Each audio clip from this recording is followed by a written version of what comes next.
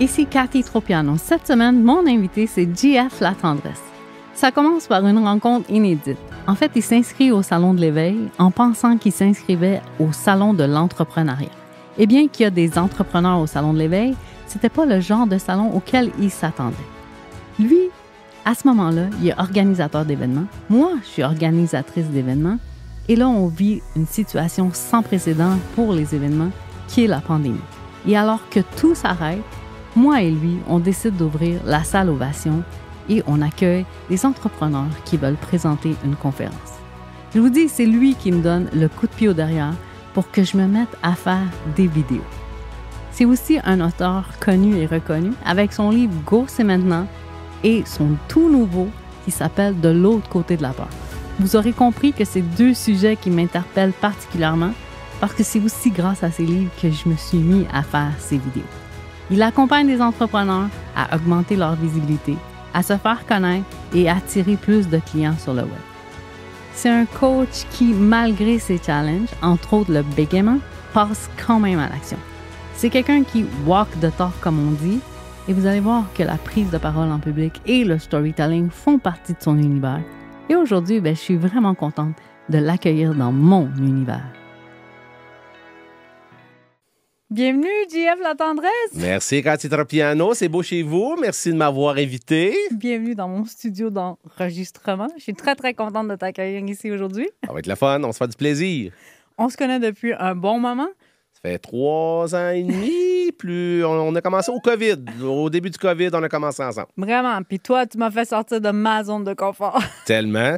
Je sais pas si tu veux qu'on en parle. Je te suis, mais au début, c'est ça. Cathy, je l'ai poussée, puis je l'ai tellement poussée qu'on est, à cette heure, on est amis proches. Oui, on vraiment. peut se le dire. Il n'y a pas grands amis qu'on peut barouetter un peu. Puis moi, je te barouette, tu me barouettes. C'est bien le fun.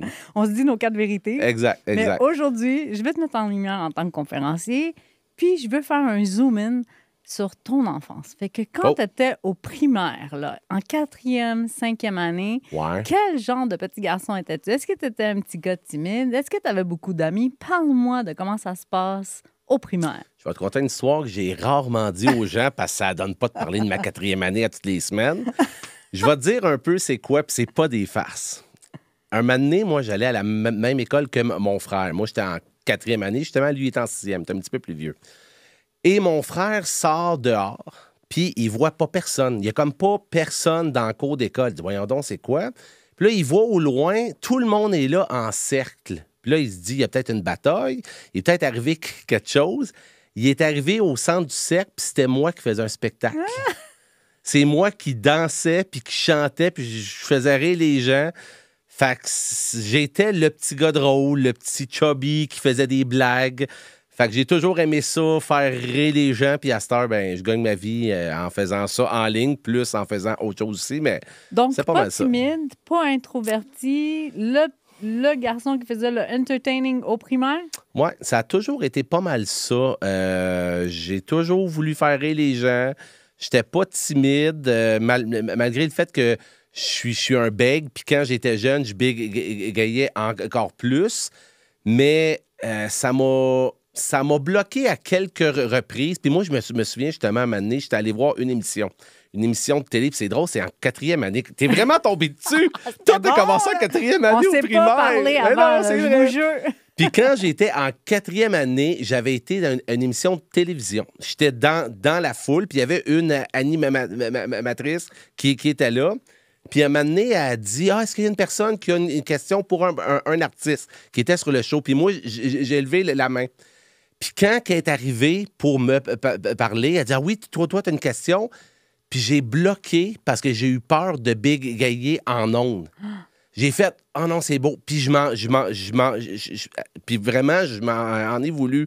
Puis je pense que c'est à partir de ce moment-là que j'ai dit « Hey, qui mange de la chenoute, que je bégaye, je suis de même. » Puis je pense que c'est à partir de là que j'ai toujours dit, oui, je suis un bègue, je m'en fous, on va de l'avant parce que j'avais été bloqué là. Fait que c'est en 4e année, tout a commencé en 4e année. Mais tu vois, ça aurait pu être un grand frein, une grande barrière pour n'importe qui. Puis toi, tu as décidé que t'allais le mentionner, mais que t'allais quand même aller de l'avant avec ça. Exact. Est-ce que tu te rappelles de ton premier ou tes premiers exposés oraux? Est-ce que toi, tu étais content de faire un exposé oral? Oui. Je pense que t'es le seul qui répond ça. J'étais content. Puis écoute, tu sais, j'étais le gars qui exposé oraux. Oui, dans le sens que moi, j'arrivais costumé, là. Tu sais, dans le sens, j'en faisais plus que le client en demande. Je me rappelle au secondaire. T'arrivais costumé, wow. Non, mais c'est vrai, à un moment donné, je me rappelle, au secondaire, c'était un jeu que, en tout cas, bref, il fallait que c'était en morale. Puis on avait étudié les sectes. Fait que là, non, mais c'est vrai, on avait étudié les sectes. Puis là, l'espèce de jeu, c'est qu'on se fasse une secte à nous autres, puis qu'on essaie d'entrer les gens dans la secte. Hey, moi, j'étais arrivé costumé avec un chapeau, une guitare. J'avais fait un hymne national pour. J'avais tout embarqué le monde dans ma secte. C'est ça un que vrai je fais. preacher, C'est là. ça. Puis c'est ça que je fais à cette heure en ligne. J'invite les gens sur ma page Facebook qui est ma secte. Venez-vous-en, puis on va se faire du fun. Je m'en allais exactement là. Je me disais, moi, je te connais très bien, mais pour les gens qui n'ont jamais entendu JF La Tendresse, qu'est-ce qui fait JF La Tendresse aujourd'hui? Moi, ce que je fais, c'est je fais ce que j'ai toujours voulu, ce que j'ai toujours aimé. Puis ce que j'ai aimé depuis toujours, c'est 3 choses. C'est de faire rire les gens. Ça, c'est numéro 1. Il n'y a rien qui me rend plus heureux. Puis quand on se voit, il y a des personnes ici qui sont en arrière, je ne les connaissais pas. J'aime faire rire les gens. Ça, c'est numéro 1. J'aime aider les gens. Ça a toujours été. Puis j'aime motiver les gens aussi. Puis, qu'est-ce que je fais en ligne? C'est une chose que je connaissais pas. Tout ce qui est coaching et tout ça, c'est une chose que je connaissais pas vraiment avant 2018. Puis, le web, c'est exactement ça que ça permet de faire. Ça permet de faire un spectacle dans la cour d'école, mais là, tu es devant plein de gens en ligne. Puis moi, je les aide à s'exposer en ligne. C'est ça que je fais. Moi, je suis un bègue, puis j'ai trouvé plein de trucs pour aller de l'avant, même si je suis un bègue, même si des fois, on a des blocages. Puis à cette heure, ben, c'est ça que je fais. J'aide les gens à aller de l'avant, puis je les aide à se faire connaître au niveau marketing et tout ça. Fait que ça, c'est mon univers en ligne, le tout saupoudré avec beaucoup d'humour, Cathy. Mais oui, c'est magique, qu'est-ce que tu enseignes. La conférence, elle arrive comment dans ton chemin, dans ton cheminement, ton parcours de carrière? La conférence, ça arrive comment? Bon, on a 30 minutes. OK, bien ça. Je ne savais pas que je voulais être conférencier. Moi, là, en 2018, c'est là que je suis allé suivre un cours pour apprendre à comment vendre en ligne. Moi, je voulais pas être conférencier. Moi, j'ai une entreprise événementielle, puis je voulais apprendre à faire du marketing pour mon entreprise événementielle, parce que moi, je faisais du son, de l'éclairage et tout ça. Puis quand j'ai suivi le cours, j'ai vu un conférencier sur scène, puis j'avais jamais vu ça. Puis là, j'ai vu le gars sur scène, qu'est-ce qu'il faisait? Il faisait rire les gens, il les motivait, puis il les aidait. Là, en dedans, là, ça m'a shaké pendant toute la fin de semaine. J'ai dit, oh my God, il y a quelque chose là. Mais moi, je voulais pas être conférencier, j'avais une entreprise. Puis là, la semaine après que je sors de tout ça, puis là, je me dis, je pourrais peut-être être conférencier, mais j'avais une entreprise événementielle aussi. Fait que tout bouge. Puis à un moment donné, il y a une de mes clientes que je faisais le son pour une conférence. C'est moi qui faisais le son et l'éclairage. Puis j'ai dit en blague, j'y parle parce qu'on avait un événement le lendemain. Puis j'ai dit, écoute, en passant, si, mettons, tu aurais besoin d'un conférencier, ben je viens de peut-être voir que je pourrais peut-être faire ça. Puis là, elle m'a dit, ben JF, les conférenciers qu'on fait, c'est tous des stars et tout ça. Et je dis, ouais, je sais, mais gars, si jamais ça arrive dans 1 an ou 2, pas là. Puis moi, là, ma belle Cathy, là, qu'est-ce qui est arrivé, là? C'est que le lendemain matin, quand je suis arrivé à la salle pour faire le son, pour faire pour un autre conférencier, le conférencier est tombé malade. OK? Puis là, la fille, elle arrive, my God, j'ai pas de conférencier. Puis là, en dedans, je sais pas si tu sais c'est quoi, quand t'es comme excité, mais tu te trouves épais. Tu sais, je me disais, oh my God, je pourrais peut-être faire une conférence, mais j'avais rien de prête. J'avais juste vu un gars sur scène faire une conférence. J'ai dit, je pourrais en faire une. Fait que là, je dis à la fille, j'écoute, bref, je te fais ce cours, mais j'ai dit, écoute, je pourrais peut-être faire une conférence et tout ça. Elle dit, ben non, JF, nanana. Puis finalement, j'ai comme insisté, puis elle m'a donné ma première chance devant la chambre des commerces de Blainville, ma ville, que c'est tous mes clients qui sont dans la salle. Ça s'appelle un suicide professionnel que j'ai fait. Mais tu sais quoi, ça a relativement bien été parce que j'ai fait mon premier 15 minutes, shakeais de partout. Mais tu sais, mais après que j'ai fait ça, j'ai dit date de ting, c'est la patente. C'est ça que tu veux je faire. vibrais parce que je venais de faire ce que j'aime le plus au monde. Faire rire, motiver et aider les gens. Et là, s'en est suivi les cours en ligne, puis je fais ça le plus possible à cette heure. Mais tu sais, c'est fou, là. Ça, vous voyez, là, ça, c'est l'univers qui dit « Be careful what you wish for ». Oui. Il a souhaité être conférencier le lendemain. Le lendemain, je dis sans pas... aucune formation, sans aucune préparation. Il s'est retrouvé à présenter une conférence. Je suis allé écrire ma conférence dans le backstore sur une napkin. J'avais rien. J'ai OK, conférence. Là, écoute, là, j'étais là, je vais parler de confiance. Toutes les affaires que j'avais lues dans les livres. Parler un peu de confiance, parler un petit peu de ci, de ça. J'ai bisouné ça, puis là, attends un peu. Parce que j'avais menti. Parce que la fille que j'avais dit... Que j'ai dit, écoute, inquiète pas, je viens de suivre un cours pour faire une conférence. J'ai une conférence qui est déjà écrite. J'ai menti, c'est peut-être pour ça que je suis chauve. J'ai menti à Dieu, mais... Tu fais jamais ça, toi, mentir. Hein? Ça. Jamais. Mais tu fais bref, ça. Tout ça pour dire, c'est un petit mensonge. Puis là, quand je suis arrivé sur scène, j'ai dit, mesdames et messieurs, j'ai rien d'écrit, mais j'ai un rêve de faire une conférence. C'est-tu OK si je vous la fais? Puis les gens dans ça, tu sais, je me suis pas présenté comme, hey, moi, je suis un conférencier, je suis hot, je sais comment ça marche. J'ai été humble. J'ai dit, hey, tout le monde, le gars, il est malade. C'est un de mes rêves. Ça vous tente-tu? Parce que moi, j'ai jamais voulu être conférencier, mais j'ai toujours fait des spectacles. J'ai toujours voulu être sur scène. Fait que c'est ça que c'est ça. Mais t'as super bien réussi. Aujourd'hui, t'as fait plusieurs centaines de conférences devant des entreprises, devant des employés, devant des dirigeants aussi. Ouais. Moi, quand on regarde les conférenciers, on voit leur succès. Que ce soit sur Instagram, qu'on regarde sur Facebook, leurs médias sociaux, on est tout en train de montrer que quand ça a bien été. Le beau. Moi, j'ai créé le podcast, le showcase des conférenciers parce que je veux montrer aussi l'envers de la médaille. Fait que je veux que tu nous racontes la fois ou une fois que ça a très mal été. Attends une minute. Très mal été. Ou juste... écoute... Ou la fois que j'ai été le plus stressé, ça je peux te le dire, là, c'est l'été passé. Tu sais, moi, quand tu es dans l'univers de GF que j'appelle, c'est un univers qui a de l'humour, que c'est cool guy, que tu sais, il n'y a pas de prétention, puis on y va, puis on jase, puis c'est cool. Fait que là, j'ai bref, une place où est-ce qu'ils me prennent souvent pour faire des conférences. Là, Jeff, j'ai un contrat pour toi, pour une conférence à Québec, la date et tout ça. Puis moi, je prends pas la peine de dire c'est quoi la conférence, c'est qui. Je dis, oui, parfait, je suis libre, conférence qui parle de ci. Parfait, pas de trouble. Mais là, c'était juste que c'était avec des... c'était qui donc? Je pense que c'était avec des membres du gouvernement du Québec ou du Canada. Fait que c'était comme tous des gens hyper officiels. Puis moi, dans ma tête, le gouvernement, c'est comme bien beige, bien carré. Là, j'ai dit, OK, est-ce qu'ils sont conscients que c'est GF qui va donner une conférence? Là, ouais, pas de trouble, il aime bien ce que... Fait que bref, tu sais, le imposteur, ben là, j'allais comme eu là.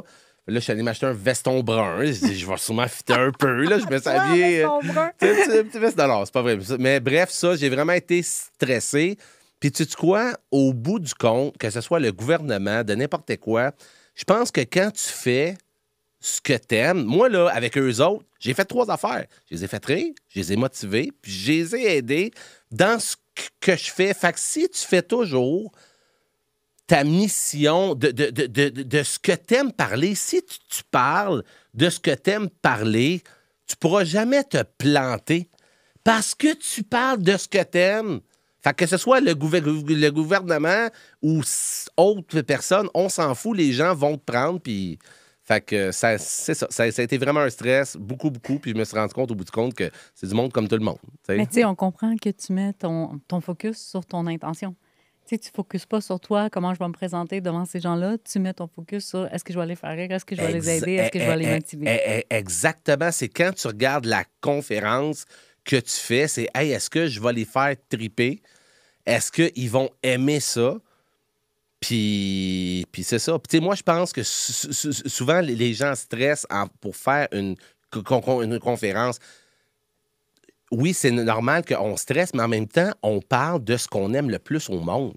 J'espère que vous appréciez cet épisode qui est rempli de pépites. Si vous trouvez que ça vous fait réfléchir, que ça vous fait vivre des émotions, que ça vous fait rire, que c'est différent que ce qui est présenté ailleurs, je vous invite à me laisser un petit review, un commentaire positif. Puis si vous avez envie de me faire un like et un partage, je vous dis ça peut avoir un grand impact. Exactement. Fait que pourquoi tu serais stressé de parler de ce que tu aimes le plus au monde? Effectivement. Tu sais, fait que c'est ça. Toi, est-ce que tu as eu à dealer avec le syndrome de l'imposteur? Ben oui, totalement. Dans le sens, ben oui, c'est justement là. Encore aujourd'hui? Encore aujourd'hui, oui, parce que plus que tu avances dans cet univers-là, plus que les salles grandissent, plus que il y a des gens dans la salle, puis à chaque fois, c'est un step. Hey, là, oh my God, il va y avoir 100 personnes dans la salle. Oh my God, il va y avoir plus de monde. Oh my God, il y a telle personne dans la salle. Fait que oui, puis je pense que c'est justement pas de... Je pense qu'être conférencier, il faut qu'on s'enlève de « Ah, moi, je suis un expert. » de « Hey, t'es juste un gars ou une fille qui tripe de parler de confiance, qui tripe de parler de marketing. » Fait que va juste devant des gens, les faire triper avec qu'est-ce que toi, tu aimes et de te enlever, là, il va y avoir 100 personnes, il va y avoir Cathy Tropiano est dans la salle, ça a l'air, my God, je suis qui? Eh non, c'est ça. Juste te dire, non, mais attends un peu, là. Quand elle m'appelait... sûr que ça allait arriver. Ben oui, mais c'est parce que à cette heure, c'est mon ami, puis il n'y a pas de stress, mais quand elle m'appelait au début... Alors, c'est Cathy Tropiano. Là, j'ai ma blonde, c'est Cathy Tropiano du Salon de l'éveil. Puis quand elle m'a demandé que je la coach au début pour être en ligne, c'était pour faire des vidéos. T'as pas idée à quel point que je capotais. Parce qu'elle a dit, est-ce que tu peux m'aider à faire des vidéos en ligne? Oui. Je vais te coacher. Mais là, moi, je coachais Cathy Tropiano. Puis ça m'a pris du temps, puis c'est ça, la star, j'ai été capable d'être à l'aise avec elle, je suis à l'aise avec tout le monde. Et voilà. Puis moi aussi, je l'avais le syndrome de l'imposteur solide, totalement. Puis il m'a aidé aussi à surmonter le syndrome. Toi, t'es conférencier, t'en écoutes des conférences. Est-ce qu'il y a quelqu'un qui t'inspire? Ça peut être quelqu'un qui est vivant, quelqu'un qui est décédé, quelqu'un qui est aux États-Unis, peu importe. Est-ce qu'il y a quelqu'un que t'écoutes puis t'aimes sa façon, son style de vivre? La première personne que j'ai vue sur scène, le gars que j'ai vu sur scène en 2018, c'est Martin Latulippe. C'est le premier que j'ai vu parce que avant lui, le seul que j'avais vu comme conférencier, c'était Jean-Marc Chaput. Oui. Puis moi, c'est pour ça que je te dis que j'avais jamais pensé être un conférencier parce que moi, Jean-Marc Chaput, c'était plus lent, c'était drôle, mais c'était un autre style. Mais là, Martin... Rythmé, c'était drôle. rythmé, ça punch. J'étais là, attends une minute, c'est qui ce gars-là? Oui. C'est quoi cette affaire-là? Puis moi, je pense qu'une personne, tu sais, puis moi, ça, c'est une des premières choses que j'ai dit à Martin quand je l'ai vu. Moi, je trouve qu'une personne qui donne une bonne conférence, c'est une personne qui anime aussi. C'est une personne qui prend la foule, qui joue avec la foule un peu, et non juste une personne qui, excuse le terme, qui vomit de l'info pendant 1 heure. Tu sais, c'est plus le fun de... Moi, j'aime être entertainé dans une conférence, que tu amènes les gens avec toi, que tu les fasses rire un petit peu. Fait que oui, Martin, ça a été un des bons que j'ai vus. Puis j'aime aussi les conférenciers qui comptent des histoires. Oui, c'est ça. Parce que c'est ça. Souvent, si tu fais juste... Tu donnes de l'info pendant 1 heure, quand les gens sortent, ils se rappelleront plus de tout ce que tu as dit. Mais si tu parles de l'histoire de moi en 4e année, que j'étais là, peut-être que c'est ça que les gens vont se souvenir du podcast. Alors, Jeff, il était en rond 4e année. Qu'est-ce qu'il fait, Jeff? Je sais pas, mais en 4e année, il était en rond. Puis... Ils vont s'en rappeler de cette histoire-là. Peut-être. Indépendamment de justement ta carrière puis de ce que tu as vécu, est-ce qu'il y a une histoire qui t'a marqué? Là, ça peut être une histoire que ta maman t'a racontée, qu'un grand-parent t'a racontée. Juste une histoire que tu as entendue puis que tu as dit, aujourd'hui, je la porte encore, cette histoire-là. Une petite histoire qui a été significative dans ta vie. Attends une minute. Là. Une histoire... Parce qu'on parle de storytelling dans le podcast, on parle pas juste de conférence. Écoute, donc... Moi, là, c'est parce que on dirait que vite comme ça, il n'y a pas une histoire qui me vient vite. Mais moi, toutes les fois que je vis une histoire, moi, dans mon cellulaire, j'ai deux onglets, puis j'ai un onglet histoire. OK. Parce que chaque histoire qui arrive, puis ça, Cathy, je t'allais souvent dit. Je t'allais souvent dit. À toutes les fois qu'il y a une merde qui m'arrive, qu'est-ce qu'on se disait? Je l'appelais. Ça va faire une bonne histoire en conférence. Toujours. Fait que souvent, quand j'ai une merde qui m'arrive, c'est con ce que je vais dire. T'as le droit d'être en tas. Mais il y a toujours un 1 ou 2 de moi qui fait « Oh yes! Ça va être écœurant à compter après. » Parce que les gens, c'est ça qui se passe. Dans le sens que c'est toutes les histoires qu'on vit, que tu apprends des choses, puis suite à cet apprentissage-là, tu comptes ça aux gens, puis ça permet que ça connecte. Tu connectes, gars, comme... Ben, une des histoires que je peux compter vite fait, c'est quand on s'est connu. Oui. Ça, c'est l'histoire la plus drôle. La plus drôle. Quand la première fois que à cause qu'on se connaît, c'est que je me suis trompé de salon. Moi, je pense... Non, mais c'est vrai. Je pense... Parce que moi, là, 2 ans avant qu'on se connaisse, en 2018 ou 2019, j'avais été dans un salon des entrepreneurs du Québec, puis il y avait tout... C'était en tout cas, bref, c'était un endroit. À Laval, il y avait plein de conférenciers. Puis j'ai dit, hey, je pense que je veux le faire. Puis Cathy m'avait envoyé son offre pour être au Salon de l'Éveil. Mais moi, je n'avais pas vu. C'était à la même place. C'était des conférenciers. Puis moi, j'ai pris un kiosque. Mais quand je suis arrivé là-bas, au Salon de l'Éveil, moi, je pensais que c'était le Salon des entrepreneurs du Québec.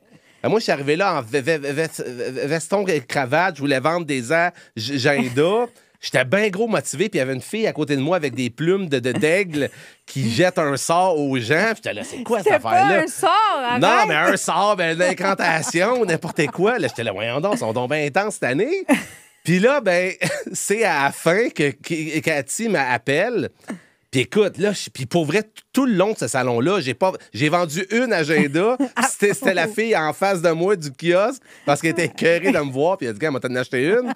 Puis c'est à la fin que elle m'a rappelé Cathy. Puis là, encore, salut, c'est Cathy Tropiano.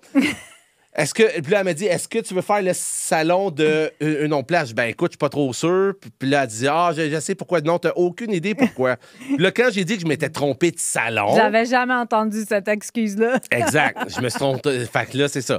Mais là, suite à ça, c'est là, j'ai dit, hey, Cathy, pourquoi que toi, tu es pas plus présente en ligne? Elle dit, ben, je peux pas très à l'aise. Elle dit, ben, crime, ça serait le fun que toi, dis pourquoi est-ce que tu coaches les gens?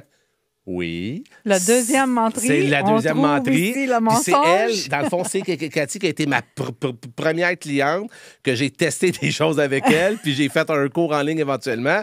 Mais ça, c'est une histoire que quand t'arrive une merde, je me suis trompé de salon, tabarouette. Mais il y a tellement de belles choses qui ont découlé de Totalement. Voilà. Totalement. Quand ça nous arrive, on ne le sait pas, mais l'univers, il y a toujours trois réponses. Oui, pas maintenant, ou il y a mieux qui t'attend. J'adore ça. J'adore ça. Maintenant, s'il y a des dirigeants d'entreprise qui t'écoutent présentement, pourquoi ils engageraient GF La Tendresse? Qu'est-ce que tu leur apportes aux employés ou à leur groupe ou à leur communauté? Qu'est-ce que tu viens leur porter? Moi, ma grande force, là, c'est que j'enseigne aux gens à comment augmenter leur visibilité en ligne, se faire surtout confiance en ligne, de s'exposer sur le web et de vendre avec la vidéo, avec tout ce qui est le web. Fait que ça, c'est ma grande force parce que moi, tout ce que j'enseigne, c'est des choses que j'ai testées avec mon entreprise événementielle. Puis la grosse game, c'est vraiment en ligne que ça se passe à cette heure. Fait que moi, c'est vraiment ça que j'enseigne aux gens. Puis qu'est-ce qui fait une différence? C'est que je pense qu'une de mes forces, c'est que je me prends pas... C'est pas que je me prends pas trop au sérieux, c'est que je veux rendre ça le fun. Oui, est-ce qu'il y a moyen léger de parler de marketing, de stratégie et tout ça avec du fun? Je pense que c'est une de mes forces, puis ça marche très bien à date. C'est ça, c'est plus léger, c'est moins lourd, c'est plus facile. Exact. Qu'est-ce que tu dirais maintenant à quelqu'un qui aspire à être conférencier? Qui aspire à être conférencier, c'est attends pas trop. Tu sais, dans le sens que les personnes qui se lancent, faut juste que écoute, là, je ne veux pas partir là-dessus, mais il faut juste que la première chose, il faut que tu te questionnes, c'est pourquoi tu veux faire une conférence. Est-ce que c'est un rêve que tu as? Si c'est un rêve que tu as, là, tu vas te louer une salle, ça va te coûter 400, 500 piastres. Tu vends des billets à tout le monde, tu fais ta conférence et la vie est belle, ça finit là. Si tu veux faire une carrière, bien là, c'est sûr que c'est le fun d'apprendre des trucs. Comme toi, tu as un cours en ligne où tu apprends aux gens, tu accompagnes. Puis, tu sais, les gens disent, ouais, mais il faut que j'investisse. Il y a beaucoup d'argent à faire dans le monde de la conférence. Tellement! Tu sais, fait que c'est pour ça que investis en temps et en argent pour apprendre les choses. Puis après ça, commence petit, mais commence. Puis la plus belle façon de se pratiquer à faire des conférences, c'est de parler de ton sujet. Puis de parler de ton sujet, une des plus grandes scènes au monde, c'est le web, c'est en faisant des vidéos. Fait que si tu veux apprendre, ben moi, j'ai un cours en ligne. Ça prend la combinaison des deux. C'est ça qui apprend aux gens à faire des vidéos, à s'exposer en ligne. Puis c'est à force de faire des capsules web que tu vas être à l'aise de parler de ton sujet. Fait que si tu parles jamais de confiance en soi, mettons tu veux parler de ça, que tu fais jamais aucune capsule, ben mais que tu loues une salle devant 300 personnes, c'est stressant. Fait que c'est pour ça que je dis, start avec des vidéos. Oui. Après ça, prends le cours, loue une salle, puis let's go. Lance-toi. Et voilà. Arrête de te cacher derrière des excuses. Exactement. Parce qu'il y a beaucoup de gens qui se protègent avec les excuses. Totalement. Puis, ils attendent le bon moment. Je dis, tu sais, ils attendent, ouais, mais là, je vais attendre. D'avoir l'argent, d'avoir le temps. Je vais attendre aussi d'être connu plus. Ouh! Hey, tu sais, vas-y, lance-toi. Puis, c'est tellement un beau domaine. Qu'est-ce que. Tu sais, hey, il y a des gens assis dans la salle. Tu parles de ce que tu aimes pendant 1 heure. Puis pour ceux qui veulent se lancer, je viens de dire 1 heure, je sais pas toi, là, mais moi, la première conférence que j'ai faite, elle a duré 15 minutes. J'avais l'impression que c'était 8 ans. Interminable. Puis là, après ça, j'ai eu un petit contrat pour un 30 minutes. Qu'est-ce qu'il va pouvoir leur dire pendant 30 minutes? Là, à cette heure, j'ai un 45. Ouf, faut que je coupe ça, parce que 45, ça va tellement vite. Mais c'est ça, c'est tellement un bel univers. Vraiment. Yes. On a parlé aux dirigeants d'entreprise, on a parlé à ceux qui aspirent à être conférenciers. Si je prends JF avec son expérience et son expertise d'aujourd'hui et que je lui demande de parler à JF quand il avait 20 ans, qu'est-ce que tu dis à 20 ans? À ton JF de 20 ans, qu'est-ce que tu lui dis? Écoute. Je dis lâche pas parce que ça va arriver. Tu sais, dans le sens que, tu sais, à 20... Parce que moi, là, l'affaire, là, Cathy, puis je sais pas si j'ai le temps de dire cette histoire-là. Moi, j'ai eu un coup de batte un moment donné dans une autre conférence que j'allais. Parce que moi, comme je t'ai dit, j'avais une entreprise événementielle. Oui. Moi, je faisais exactement la job du gars qui s'occupe de que personne ne voit derrière la caméra, mais que JF pointe. Exactement, que lui, il se... Fred, on te salue. Salut Fred. Qui s'occupe du son, de l'éclairage. Moi, je faisais ça. Okay, la même affaire. Pour des shows. Puis à un moment donné, je suis en train d'assister à une conférence d'un gars. Puis je suis en train de penser encore, est-ce que je voudrais peut-être faire ça? Puis, un moment donné, je sors pour aller sortir de la salle, puis le gars était encore là. Puis je vois le tech qui est là, le tech qui éclaire la scène du gars. J'ai dit, oh my God. J'ai dit ça, là, c'est moi en ce moment même. La job que je fais, j'éclaire la scène de d'autres personnes. C'est ça que je faisais. Oh, wow. Mais je me suis dit, je suis à la bonne place. J'éclaire la scène, je suis juste à côté de mon X. Je suis comme sur mon Y. Puis c'est vraiment là que je me suis dit, hey, le grand, je suis juste à côté parce que j'ai peur d'être sur scène. C'est vraiment à partir de ce moment-là que je me suis dit, moi, je ne vais pas être le gars qui éclaire la scène. Je vais être le gars sa scène. Ouais. Fait que c'est pour ça, des fois, qu'on fait des choix dans la vie parce qu'on a peur d'être sur le spot parce qu'on dit « Ah, j'ai le syndrome de l'imposteur. Ah, ça. » Mais quand tu y penses, Puis si tu es honnête avec toi, est-ce que tu vas être le gars qui est clair? La scène, c'est OK, il y en a plein qui aiment ça. Mais si tu te mens, ben hey, arrête d'éclairer la scène puis monte sa scène toi-même. L'analogie là, est tellement puissante. Là. Écoute, quand là, ça m'est arrivé, j'ai une vidéo que je filme le gars, je filme la scène. C'est vraiment un vrai moment qui m'est arrivé. Puis j'ai dit, je veux plus être le gars qui est clair, je veux être le gars. Sa scène, ça fait-tu peur? Totalement. Est-ce que tu doutes de toi totalement? Mais après coup, après que tu aies vécu les doutes et tout ça, tu dis, hey, j'étais à ma place. Tu vois, ça, c'est une histoire qui t'a marqué. C'est une histoire que tu portes encore. Ah, c'est vrai, c'est vrai. On l'a trouvé. Écoute, le temps passe incroyablement vite. J'ai envie que tu nous partages une histoire de quelque chose que les gens seraient surpris d'apprendre sur toi. Quelque chose que les gens ne savent pas puis qu'on se dit « Oh, moi, j'avais pas pensé que JF, il fait ça ou il est comme ça. » Ben, surpris. Ben, écoute, moi, dans le fond, là... On veut un secret, là. On veut un secret. Le secret, des fois, que je peux dire, tu sais, t'as comme commencé le podcast en disant, tu sais, des fois, ça paraît bien qu'on est en avant. Mais moi, là, tu sais, je suis un gars heureux, je suis un gars qui fait rire. Mais souvent, puis on s'appelle des fois, on vit des moments Tim Hortons. Oui, des moments difficiles. Ouais, des moments Tim Hortons, c'est dire, hey, je sac ça là, je m'en vais me trouver un petit job dans un café du coin. Bon, tu sais, dans le sens que c'est beaucoup de jobs, tout ça. C'est ça, des fois, que les gens ne voient pas. Puis moi, des moments Tim Hortons, j'en vis. Fait que des fois, les gens disent « Ah, Jeff, t'es tout le temps de bonne humeur. » Non, parce que je doute aussi. Mais quand tu fais le pour et le contre, c'est de partir qui est dur. Puis des fois, il faut qu'on ajuste. Mais c'est tellement le fun de aller de l'avant puis d'aller jusqu'au bout. Fait que mon secret, c'est que je suis pas toujours de bonne humeur. Des fois, je doute comme tout le monde. Mais au bout du chemin, c'est vraiment le fun d'être ici puis de faire des choses de même. Comme ma grand-mère disait toujours, elle disait, c'est pas parce que ça brille que c'est de l'or. C'est bon, j'aime ça. Tu sais, on a l'impression que justement, parce que les réseaux sociaux, tout est tout le temps parfait. Exact. Mais on vit aussi des hauts et des bas. Totalement. Puis ce domaine-là, on n'est pas non plus... Totalement. Hey, je vais prendre un immense merci. Hey, cool. Un moment pour te dire un immense merci d'avoir été aussi authentique, de nous avoir partagé des histoires aussi touchantes, émouvantes, avec autant de transparence. Ça a été un réel privilège. Très agréable. Merci Cathy. Merci. Merci d'avoir été à l'écoute du podcast Le Showcase des conférenciers.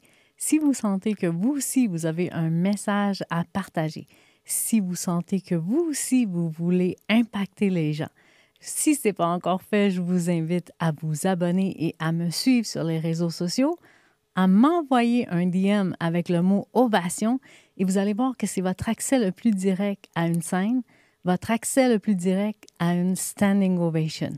Et moi, en attendant, je vous donne rendez-vous sur le prochain épisode de podcast, l'endroit où chaque histoire résonne fort dans l'univers. Et je vous dis à presto!